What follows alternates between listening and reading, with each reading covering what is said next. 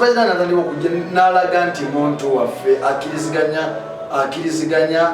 n'ebirowoozo byaffe bye tulina ebyokujjako nakyemalira Museveni atudde asiranyiza future yaffe n'ey'abaana baffe n'ey'omukiti okuddako. N'alaga nti ye Spice ku ddoboozi ye 2.1 million followers ku Facebook nti ayinza bali 2.2 followers yalina ku Facebook nga tumanyi 2.2 agenda kigamba ebigambo byebimu ebiruma abaana b'e Masaka agenda ebigambo byebimu ebiruma abaana b'e Kabale. Spice Diana muntu wabeere watulaganya lusaidia ffe naffe tumwagala tungamba naffe netumukolaki netumulaga nti munange kuli kayo kamu yange wakati ye kikwekweto okwesitula nemumufera nemumulimba nti mumwagala yatufera yatulimba nti yatwagala. Spice Diana abadde mufere ebbanga lye lyonna abadde mufere ng'atufera dedde bwe twamubuuze tumugamba bulijjo gwasiba sikyaliwo osiba waki nze njagala mpe ensonga lakyasiba bodi yanga ampe n'eyokubiri lwaki uliyagambule tata wansamba yagamba nina katambi tata wansamba yagamba omwana bamusanga bamuyidde amafuta mu matu. Export TV to the world. Bannayuganda mwenna tubalamusiza tuli ku expo ku mutimbagano Sky Soljah. Yaman ulioti ndi bulungi sebo gamba oti omwana soda kawomera w'abakyala gwempulira ng'ogedde violence bannange soda ekukyalo wefuula soda mukuliko ey'embalala balala twavaayo kinjo twavaayo ate nga tuddayo essaawa n'okuva kati tuddayo tudde mutunyonyola abantu baffe kyali kituleeseeyo kubanga tebaatulinda kubagamba kyali kituleeseeyo tugenda kudda tubanyonyola nti munange kino nakino kyali kituleese mpaka webanatuuka ekiseera tebakimanya bannayuganda betulina kibagamba kubanga ffe tusakisirikirira kintu kibi nnyo okusirikirira ekikuluma otakigamba abantu obadde oyagala kigamba abantu kati tebatukiriza kibagamba naye nga anytime from now Sky Soljah ngenda kukulembera ejje Chairman Nyanzi muntu wantu nga wali ali atya Chairman Nyanzi bamupaka kongovule naye gali mukuyunga bomanti faba just tuyunga mangu alina akantu ke yakola mwaiswa abantu bala temukkiriza nengambo omukulu bagiyita mumaje ngaffe sibutitiizi ate babutitiizi mumaje oba okoowola bajenerali banno nti bannange waliwo ekiguddemu kyova olaba bwe yagamba nti waiswa bannange nyonyole kyobola yagamba nti waiswa temukkiriza abasajja kuntwala era twawanikirawo ne tugamba tewali asatwala kamanda ng'alagidde abagamba nti mubaleke naye yagamba temukkiriza kati ffe baani abagaana nali manyi nti awolomanga atya gyalaga tati yagamba wabula temukkiriza bano abanafu bano abayaayo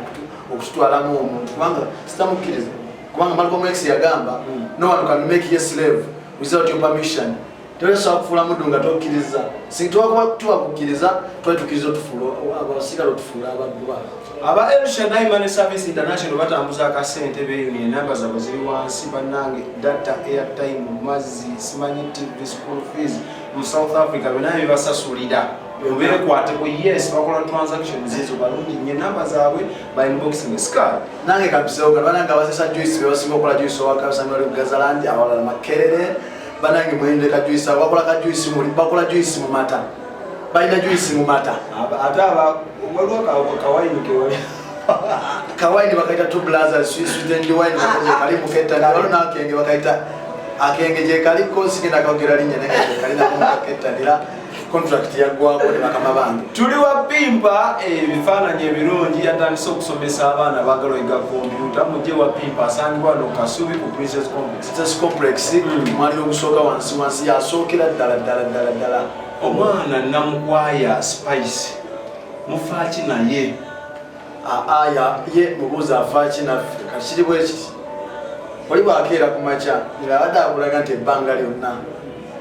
mukwano gwo obange ebbanga lyonna mukwano gwo ne bukya ku makya ne mulabewo n'amugamba nti nkwagala nnyo ku mulabe wa soda ale nga neeno mubeera mwembike mulya bukeekamu era nga naye nakusuubiza nti munnange katugume osanga biriterera biri bye tulimu nze naawe soda yatuwa essuubi nga ffe oppressed Ugandans. Spice. Nenga si politician tapanga nagamba cha politician. Si buli awe essuubi Uganda talina kubeera politician. Si buli agenda ovaayo kubanga omusajja yagamba Martin Luther, you don't have to be a man to fight for freedom. What you have to be intellectually human being. Spice Diana yakera kumacha. Nalaga bana Uganda bayimirira nabo. Abataasikira batale bamusaba ndi nayo ebirira naffe. Mungeri ki sipai wowe ine embaga. Ngamba kakusondereko kuweketa. Bona atuko kuba mukazi we rompita kuwuliriza. Spice Diana yajja mu mitima gyaffe nga ffe abantu abaweddemu essuubi. Na kutandikira kayimba ke bayita antikali. Nekyo kirigwa kale. Obadde okajjukira akayimba ekakwera abasirikale abamucunya ng'agenda kuyimba wali kukusha uniforms. Spice Diana atandika okujja n'alaga nti muntu waffe akiriziganya n'ebirowoozo byaffe bye tulina ebyokujjako nakyemalira Museveni atudde asiranyiza future yaffe n'ey'abaana baffe n'ey'omukiti okuddako. N'alaga nti ye Spice ku ddoboozi ye 2.1 million followers ku Facebook. Nti ayinza bali 2.2 followers yalina ku Facebook nga tumanyi 2.2 agenda kigamba ebigambo byebimu ebiruma abaana b'e Masaka agenda ebigambo byebimu ebiruma abaana b'e Kabale. Spice Diana muntu wabeere waffe watulaganya lusaidia ffe naffe tumwagala tungamba naffe netumukolaki netumulaga nti munange kuli kayo kamo yange wakati ye kikwekweto kwesitula nemumufera nemumulimba nti mumwagala yatufera yatulema nti atwagala kugamba onatulaba yagenda binyinyoka bulungi waliwo yakuba posita nga nze n'ennyimba zo zaite zinyumira naye nga alidi aga zinyuma lwasi anti zaite zitunyumira naye engeri gyeyatusensera awulira engeri gyeyatusensera abaana bano wulira bwe yatusensera mu mwoyo wali waddeko n'omukazi nga olaba ye mulungi ennyo asinga musiyo mulala nange sibako naye nsaba mumpe ebyaddala bayidawo ndi singo naye kati mbadde Spice Diana Spice Diana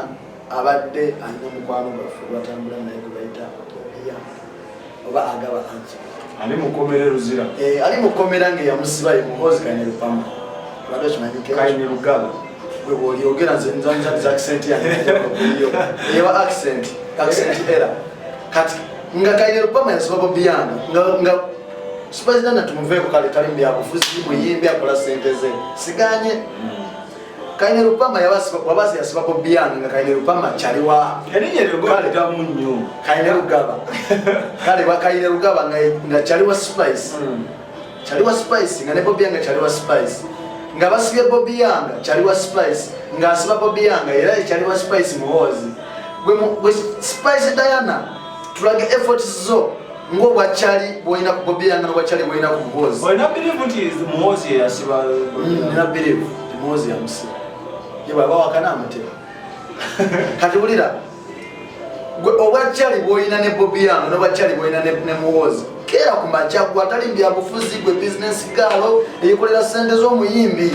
tugamba muhozi naye timunango kimanyi nti osiba kyali wange Bobianga wandi mutaddewe mwana talina buzibu ekigamba tukwataka ku kivulu kya Spice nze bwoba oli kyali wange gwe nga nina mukwano gwo gwe nakutte katugeze nongamba Sky nze soda bade nsaba kyali wange gundi omutata alina buzibu kyali wange bulijjo ekyoga muno gundi kyaliwo nze bade mayiro bana abatala kyali bamu Spice Diana alina obusobozi obugamba muhoza te Bobianga muwango ow'ekitalo n'amuta amanya gajjawo nga bakwatira motoka wandigambye nti batekyaliwo bamukwatira mirala mwana soda wandigambye nti kyaliwo bamukwatira naye kyaliwo bamukwatira ali ku kamera nga gwe ali ku interviewinga ne bakwata kyaliwo ng'ali ku kamera tosakira mwakyalinoganogamba nti munnange n'okubira kyaliwo n'omugamba yamukute n'omugamba kyaliwo mumute mukwatidde ku kamera bamukwatira mu drone ya Spice Diana ne bamutwala nga bamutute Spice Diana amanye amanyi buli kimu gwanga kibadde ali intellectual dalinga ffe tuli kulaina amanyi buli kimu ekigenda maaso mu ggwanga ate amanyi kyali Obianga yani amanyi kyali Muhoozi yani niyo mutokera ku matena gakangende kuba ndi musician kangende nyi nze saagala oba bwe agenda kuyimba bagenda nze njagala bwenkanya bubiri ku Obianga n'omwana gwe bayita Nsamba ekyo ngenda kiremerako mpaka nga nvudde mu duniya muno nga famire y'omwana gwe bayita Nsamba abijjiramu watu obudde buno nga ujje temumwogerako nze buliyo nali noonya apa platform naye olwomwana soda nfunira mu platform nali noonya nasokolireko spy ebbanga lino obadde babita sky si spy obadde okola internet nga mutijja mmwe nenamukwaye nga temubyogerako naye weyavuddeyo n'agenda akole ssente ng'omulimu gwe guli kuba muyimbi n'agenda ayimbe wali baddeko n'omuntu nga mubbi nga tokimanyi nti mubbi naye ng'omuteresa n'ebibyo nga bagamba buli omuntu gwe wadoteresa n'ogamba bw'atyo kati mwakakimanya ulira ate so akakimanya ensi bwetyo bw'erina okuba nti ensi etambuliramu abantu babiri etambulira ku bulimba n'amazima omuntu asobola obulimba bulekawo papas amazima galekawo papas mu bulamu obulimba bulekawo ssanyu ku ssaawa eyo Ssegirinya President ne feri atulimba tubana naffe twamubuse ne tugamba ate kati wali watulimba nti n'omwana kino kye kyamusa twagala tumanye ekituufu kyeki kizande biri yagamba nalumansi kyobo yagamba nti bw'oba nga kyoliko kituufu oba otulimba bulimbi boba akuwamaja tumanyi nti obwedda nebyoyogere badde otufeera bufezi akayimba bakayimbirani akayimba bakayimbira munauganda oyo alya mu nsi y'olukwe ati ndamwagakatekate ku spice baga ku medio munga mugamba spice nalumansi ati naye kamukutte kubanga yagiriddemu kasi naawe obunagera ku maca n'olya mu uganda olwo yagenda kukukwata olya mu uganda olukwe kuno olya mu uganda olukwe kuno abantu ababonabona faala kusinkulio okulya mu uganda kwekera ku maca abantu abali obulungi ne bakozesa gonyigirize ffe abali obubi banno abali obubi awo oba olidde mu nsi yo kwekyova olaba tuba buli nsobi gye wali okoze oba olina okutuleetera amazima nti munange nze saagala spice bamusibe saagala spice bakole kino njagala kumanya bwenkanya nti famire ya Nsamba nganze munauganda ayagala okumanya oyagala kumanya nga taata yasirise taata basirise kamutereka akatambi taata tasirise zemanager loja chaliwa ndio spice era yagenda okunonya kuji agambe spy binako proof ate kati yanonya kuki nze Sky Soljah ngenda kwesa amanyi genda ku social media ne pa followers bina ku social media nyongere okunonya obwenkanya nakozesa obutambi bwa tata Nsamba bwayogera okukabo lwaki ujja omweganya temumunoonya anti bulijjo twali tumanyi kyetugamba tekitu omuntu waba takkiriziganya kyenagamba ekyakulemya okutegeera nti wali obaddeko n'omuntu nga mufeere nga bujjo tokimanyi naye omubuuka era omubuuka omugire buli kimu kyeyali akoze President abadde mufeere ebbanga lye lyonna abadde mufeere ng'atufeera dedde bwe twamubuuse tumugamba bulijjo gwasiba sikyaliwo osiba waaki nze njagala mpe ensonga lakyasiba Obianga ampe n'eyokubiri lwaki ulira bambule tata wa Nsamba yagamba nakatambi tata wa Nsamba yagamba omwana bamusanga bamuyinda amafuta mu matu nga ne bacunya bo abafamily nti ate baleeta obukakafu abataaliwo ensure President ali alinawo kamere waka waliwo kamere njagala kanakala mwana soda kubosoka okutema mutufuna obwenkanya mpoyi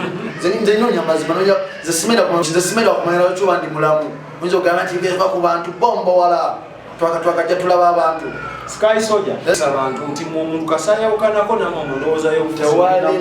y'obufuzi ffe tulimbya bufuzi munnange tulimbya ddala ate nze sina bwe njirawo omubiri nti oba nti omubiri tuguyirawo gundi nze omubiri gweyirawo nga nze Kyagulanyi nze sina na namba ya WhatsApp nti oba namba ya simu kubirako bw'obutaana namba ya president nze tambuza mirimu gyange takumanyi amanyi Sky gyali naye anoonya Museveni kumukwata bannayuganda bangi abanoonya Museveni nga ye kubanga ffe balakisi yaffe erikamuca muli bayeekera beekamuca kwati tuli gavumenti kati kankubulire Robert Kyagulanyi kangulekwatira microphone Robert Kyagulanyi sentamu yani Robert Kyagulanyi sentamu ye president wa Uganda eyalondebwa bannayuganda bannayuganda abamulonda gwe bakkiririzamu nga pulezidenti era ffe kyova olaba yavuddeyo n'agenda nasoma bajeti ye nga pulezidenti mu house tewagirabye bwe maze osoma bajeti ye ffe nga ffe bannayuganda ye pulezidenti waffe yenze yanfuga yankulembera gwe nzikiririzaamu gwe mpuliriza gwe nvunamira gwe manyi titasobya tatunulibwa mukama mu buvunze katondawo owokunsi athi anje bintu bibiri kati waliwo katonda ow'eddiini waliwo omutonzi gwe bayita kuliyeta omutonzi oyo kuliyeta yatonda eggulu n'ensi amanyi lwaki tulivinga yoyo katonda abeerawo n'omulala abeera omutume nga katonda wakunsi nga ye yatumibwa ye Robert Kyagulanyi Ssentamu tata Solo nze muyita fada ulira yani y'omusajja eyajja okununula omusajja yajja okununula ensi eno okugijja mu buddu okugitwala mu nsi ensuubize bagiyita promised land ye Musa eyajja okufufagaza buli kimu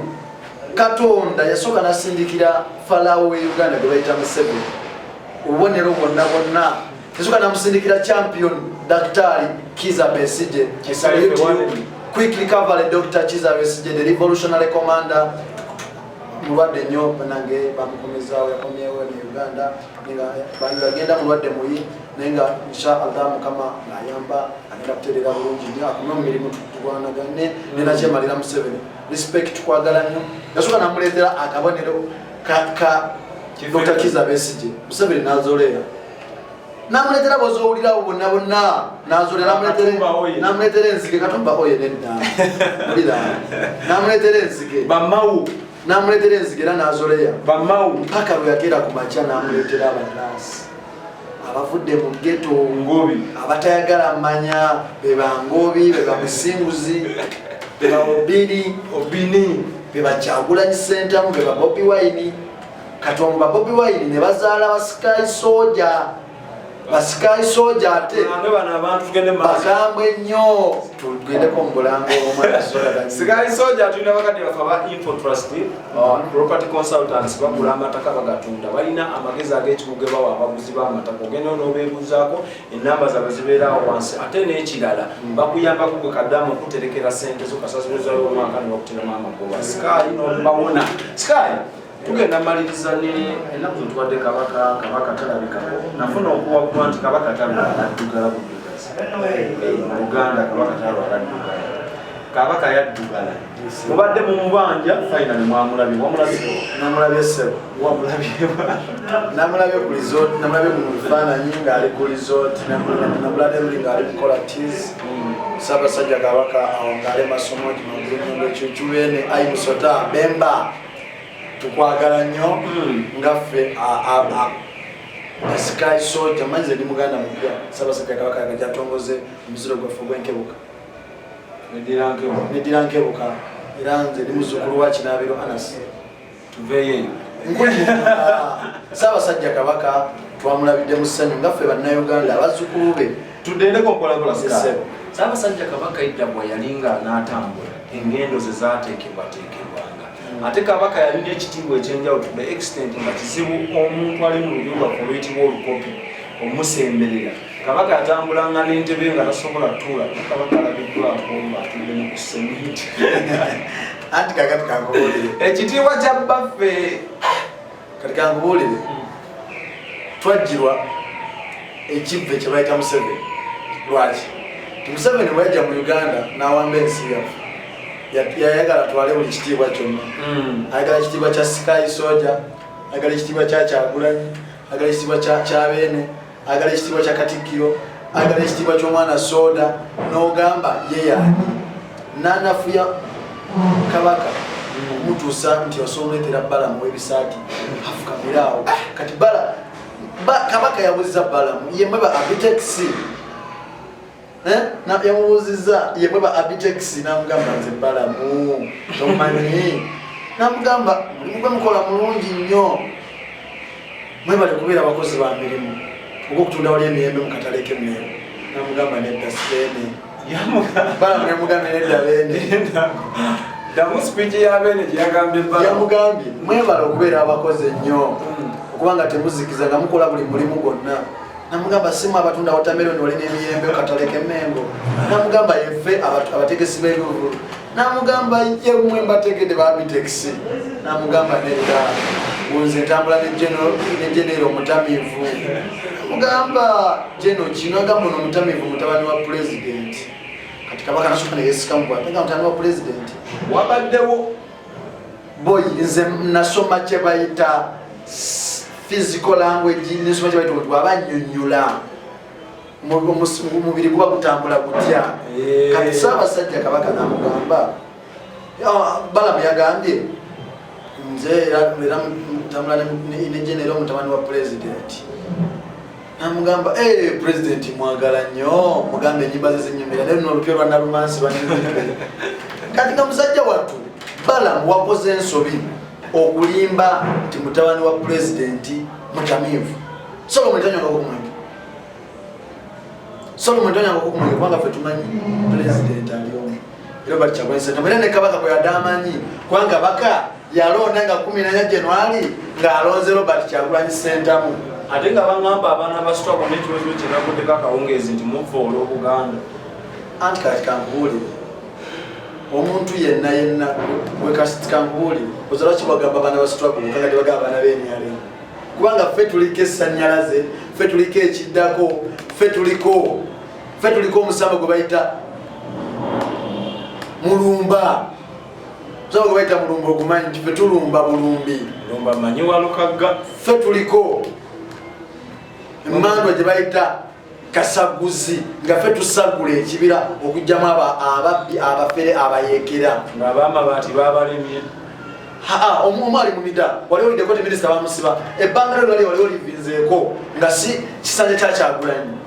si ku kisanja kya Kyagulanyi wali oliddeko nti minisita bamusibye minisita ali luzira kadali akawunga asula mu kigaali naye abanene bakyali bali obutala minisita asula mu kigaali bwe twogerera Ssegirinya ali bweru tulya nkoko tebatulabe ku Easter ndowooza badde ofa enjala mubaga badde nfe enjala bannange katutandike kanasoke mbanyonyo bannange mbadde nfe enjala mbadde nze n'obutama mbadde emimwa gibadde gyayatika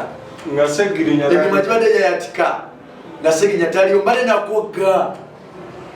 engoye zibadde zakaddiwa nga sirina ngulira ngoye tubala waliwo nkubira jangu tukoleyo interview nga nkwegweka nga sirina ngoye nga Ssegirinya taliiwo neŋŋamba Ssegirinya alikomawo ddi Ssegirinya yero wakomyo kyeyasoose okukwatira eki yasoose kompita naŋŋamba mutabani ennaku yakuluma dda wakaaba dda amaziga nasooka nantwala mu kiduuga naŋŋamba kuva waggulu mpaka wansi kyovala n'enkofiira nali zambala nkofiira Ssegirinya naŋŋamba kati oba yagala nkofiira kuva waggulu mpaka wansi netugenda naŋŋamba engatto kati ebyokulya ewa mama Naaki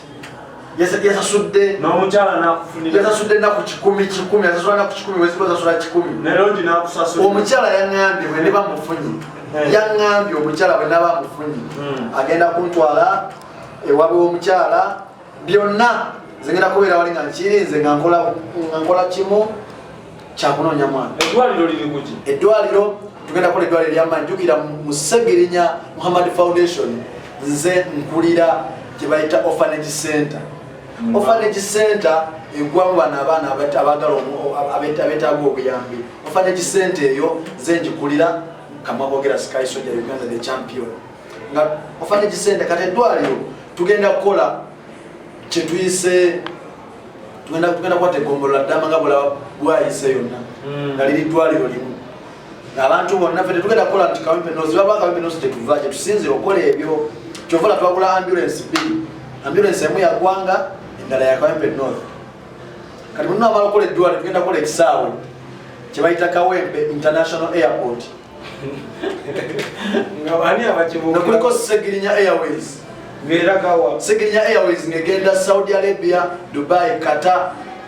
Kuwait tugenda kusookereyo nga tununula buli munnauganda ne baba kusongamu busonzi lugalo bwe bati come home come back home tulwanise na kyema lyaleeta embeera bwe tunamala okola ekisaawe ky'ennyonyi tuna kyetutegeseewo Ssegirinya Mohammed transporters ezo sente muzijjawo transporters ezo zibasi ebintu byonna bimwogera binene sente muzijjawo sente ezo z'abannayuganda bebazisonda ne baziwa wamwine engalo mwomulya nammwe bannayuganda bebazisonda era bebagenda ozisonda si kunyunyunso ffe bannayuganda ffe omusala gwe tufuna omutono tugulya ne bannayuganda ffe tulinga bali mutuwe tugende twegaggawaza naye Ssegirinya oli gwe baasitwala yaddukira ku speed nnyo nogwe baata Ssegirinya olunaku olwajjo yagenze n'ayamba omukazi gwe basuulira abaana Ssegirinya Mohammed bwe yakoma watandikira naye nga bw'omanyi naye oli speed yali nnene anti wulira era kyensonga lwaki mwamunomera ne mumusiba awatali musango nga mulaba speed nnene Ssegirinya Mohammed yese bw'omwogezi wa Ssegirinya abantu b'ekawempe siri mwogezi we ndi bulaza we ndi mutabani we ndi muganda we mulekwawe bagugu wakutobwa mulekwa ne babuwa anze nkulira orphanage center abaana batalina mwasirizi abali bonna nga tulina mwasirizi nze ndi mu orphanage center ya Ssegirinya Mohammed era olwonali wetaaga akayambi akatonotono wetaaga support entonotono inboxers at Ssegirinya Mohammed fans page oba Sky Soljah ezo services oba aliyo ngayagala kwongeramu support mu Ssegirinya Mohammed fans page foundation osobola era okujja n'oyongeramu support ku Ssegirinya Mohammed fans page oba ku Sky Soljah Uganda oba everywhere you see the brand of Ssegirinya Mohammed. Kano tukogereko kati nini ebintu bya parliament eno yonga netuwulirayo okuteesateesa oku kataate guno mwaka 2023 gumwaka parliament yogenda okuwulira kyetalabangako ngali ku fulo ateesa ngali ku fulo ya parliament oluzungulu oluzungu ate yayongeramu namutidde ate oluzungu ate kati ku luno kubanga ngenda nakwogera ebigambo ebimu nga namungi tabiwulira nga byaludikya nga byaluzungu naye olususi sikali tusibule tufe ku bantu banange tusibula bannayuganda bwebale kutwagala bwebale kutulabanga ku Export TV ku YouTube channels Facebook abera Sky Soljah Export TV ku Facebook TikTok omwana soda Sky Soljah Uganda Export TV temujjango oko sio boy Sky Soljah as usual katwekoma kana kapera all placed and suppressed but still not silenced. When I demand for my rights, them label me a label. Remember, I'm not a criminal. Being political don't make me a criminal. Oh, free Gaddafi, free Bobianga, free all political prisoners, free Ugandans, man. Gaddafi chaliwa fe bamusiba. Nenga tugenda kulwana butasamuka butasamu kulanga chaliwa fe Gaddafi, atebwa chaliwa fe Bobianga, mugaga yeto okutosawo olulamba muti mugaga sipapa ekyamusibya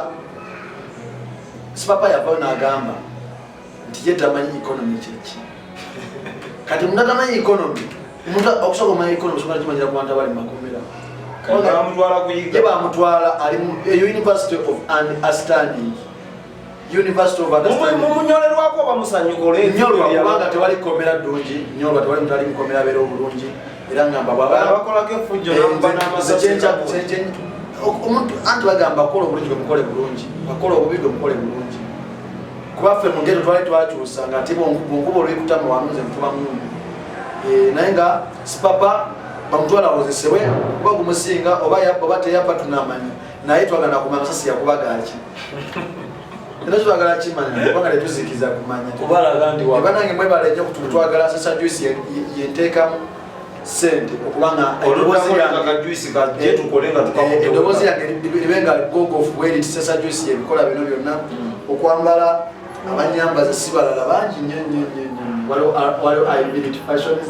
asangibwa wali mu kiyembe amtugira okwambala buno bwakabi ate nga studio wentudde wano wenkoledde bayita ku Pimpa Studios wano ku Princess Complex wane Kasubi kuchikirira mu Kikoni muje tuyigiriza abana computer tuyigiriza abana okuba ebifaananyi tuyigiriza abana okweditinga tuyigiriza abana okola ku TV okola ku radio tuyigiriza abana okubeera nga ba Sky Soljah okulwanira eddembe tuyigiriza abaana okubeera abayimbi ba celebrity yego okuyimba kukyaganye nze kalikampuli nasoma MDD nasoma music dance and drama the content creators egola good kendi value nani okukola content mulitya ngoyimba Ndi content creator abera mwandishi wa nyimba, abera mwandishi wa comedy. Sky comedy tuve wano. Barange tuvaro tubagala nnyo. Tulina kunga shutdown Uganda esawa yonna wadenanga yagambye nti yeye abitegeddeko leta ndisewo wano. Nzemanyi mwana nze kati nze kankulagenze wanta Sky Soljah Uganda.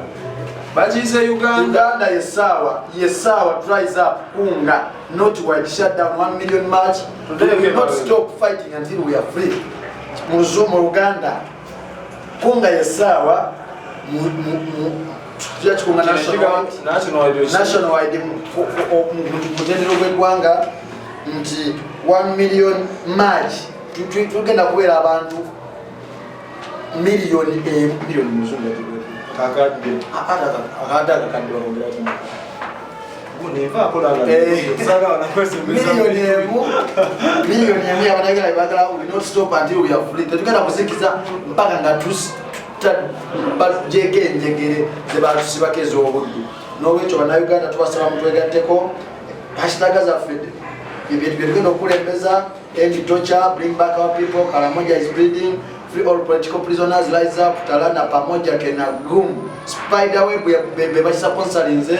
hashtag Sky Soljah Uganda, the youngest freedom fighter, the conqueror, the champion, the lion, the tiger, the everything, I'm here. Kwate ebintu byo disclaimer ebyo bigambo by'olidde bya Sky Soljah yakugambye kunga era ayagala okumanya ekisingawo ku post eno eyakunga noonya Sky Soljah ajja kunnyonnyola sibimanyiko lenga tukoledde wa pimpa banaye yatandise osomesa mujje musome waneno ku Princess Complex e Kasubi mujje muteese ebisale bijja buli mu nsawo ya buli muntu so ekipande kitimu kasome anje manyingo oluzungu bakudda bbali your English Ssegirinya Mohammed at 3 month course kagobize mu Luganda at 3 month course a 3 month course camera and computer lessons available 99% particulars practicals tulazina ndekubuuza kati tunagamba bwati tuli Kasubi branch Pimpa Academy, the future in your hands. Ekitangala kiri mu ngalo zo. It's a hands on multimedia academy tukozesa ngalo. Tutandikira ku myaka 5 mpaka ku myaka 6. Sasa ichuli tukugobyo ni wangaga musanvu. Time sessions. Morning kuva ku sawa 3 mpaka sawa 4, kuva 5 mpaka sawa 6. Noon kuva sawa 8 mpaka sawa 10, kuva 10 mpaka 11. Evening kuva sawa mpaka sawa 2, kuva 3 mpaka sawa 4. Lectures take 90 minutes. The lecture emwe eteka etwala dakika 9. 45 minutes with teacher, 45 minutes with student for practice. Dakika 5 bera n'omusomesa, dakika 5 be omuyizi abera akola practice wajite practical. Tubiradu ya computer basics ebintu bigenda bibagamba. Tugenda basomera namba y'essimu eri 0703 989 Airtel MTN eri 0782888992 ate gwayagala graphic design, printing, internet cafe, software, music, movies, soft copies byonna webiri wano Kasubi branch muje tubakuba ebifaananyi tubagambe nti yeffe ba Pimpa promotions basole banyabo kulwa Katonda n'ensi yaffe Mukama abagambe. Export TV to the world.